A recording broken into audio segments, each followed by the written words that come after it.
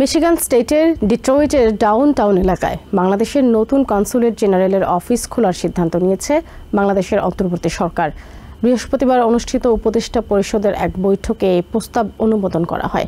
এর ফলে হাজারো প্রবাসীর ভোগান্তির অবসান ঘটবে বলে আশা করছেন স্টেটটিতে বসবাসকারী বাংলাদেশি কমিউনিটির সদস্যরা। অন্তর্বর্তী সরকারের এই পদক্ষেপকে ঐতিহাসিক আখ্যায়িত করেছেন প্রবাসীরা।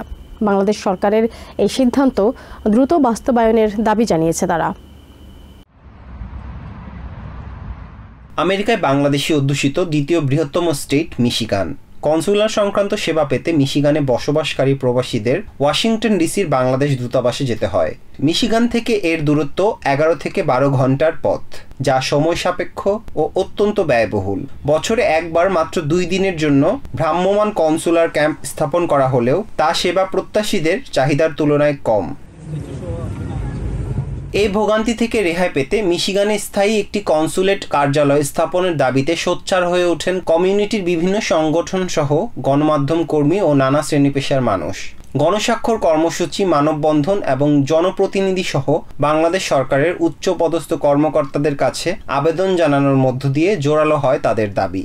এবার সেই দাবি পূরণের পথে বড় পদক্ষেপ নিল বাংলাদেশের অন্তর্বর্তীকালীন সরকার।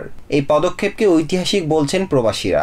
মিশিগানবাসীর অনেক বছরের বলতে হবে একটা দাবি ছিল মিশিগান একটা কনসুলেট অফিস হবে, কিন্তু বর্তমান সরকার অফিস খোলার জন্য একটা সিদ্ধান্ত নিছে।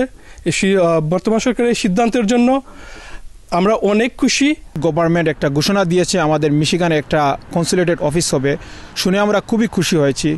যাতে ওইটা কাগজে কলমে বাস্তবায়িত যাতে হয়, আর বেশি আমরা খুশি হব। আপনারা জানেন অনেক দিন থেকে আমরা কষ্ট করতেছি এই কনসুলেটেড সার্ভিসের জন্য। বর্তমান সরকার যে সিদ্ধান্ত নিয়েছে ওইটার উপর আমরা অনেক খুশি। তার যেন বাস্তবায়ন হয় আমরা দেখতে চাই। আমাদের কমিউনিটির সবাই ওইটা যেন যত তাড়াতাড়ি সম্ভব ওইটা যেন হয়। মিশিগানের ভৌগোলিক অবস্থার কারণে এই কনসুলেট অফিস থেকে Ohio, Indiana, Illinois, Wisconsin, Iowa, Minnesota, North Dakota ও সাউথ ডেকোটা সহ 9টি স্টেটের বাংলাদেশিরা সহজে সেবা নিতে পারবেন।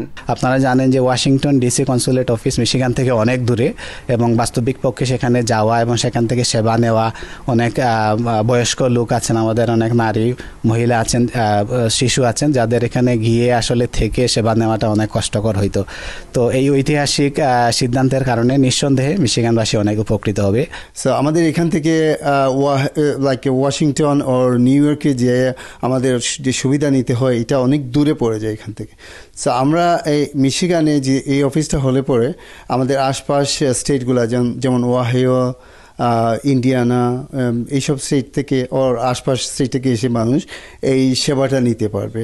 প্রবাসীরা মনে করেন মিশিগানে কনসুলেট অফিস স্থাপিত হলে তা কেবল সেবাই দেবে না, বরং এটি বাংলাদেশের মর্যাদার প্রতীক হয়ে উঠবে।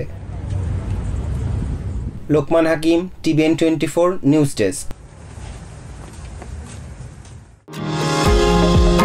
নিউ ইয়র্ক থেকে সম্প্রচারিত TVN 24 টেলিভিশন বিশ্বজুড়ে বাঙালির কণ্ঠস্বর।